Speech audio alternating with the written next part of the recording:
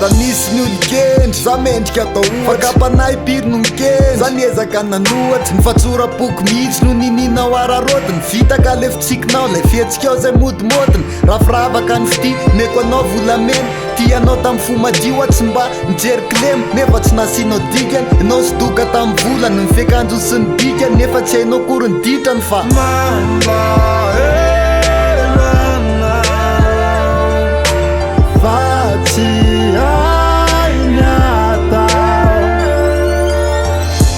bolo tsaronao ndray androany hoe zana velanao itomany no mety aminao fa tsy izy no mety aminao fa tsy izy bolo tsapanao bolo tsapanao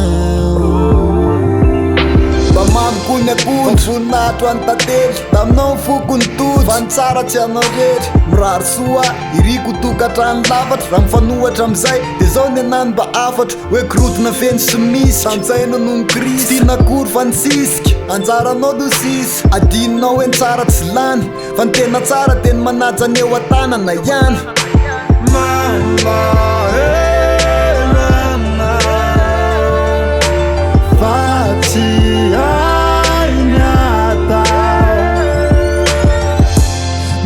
tsaronao ndray androany hoe zana velanao itomany no mety aminao fa tsy izy no mety aminao fa tsy izy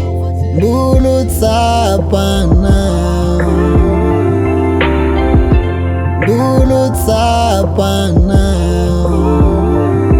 inao ange androany ilainy satria mbola matsiro farapitso voan'le hoe tiako tsisy jiro de amizay vo atadidy hoe any zay le olo anampitondra mangidy fa tsisy bandy raty zany aky fa inao ny diso safidy za le tsy manatsiny nampahorinao tanteraky tomany matsiaro ny fahiny toy ny jaja voateraky fa tsarovy fa mbolo tsapanao ndray andro hoe ny fitiavanay tsy mitovy ny analambanako ny anazy ohatrany akanjo zay toda desilony fa tia miapitapita anao ka tsy maintsy ho voadony fa za tsy antsony raha toka ho avy ny andro anao andondona ifona fa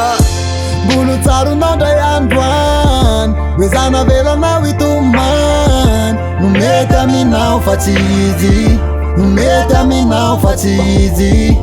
bolo tsapanao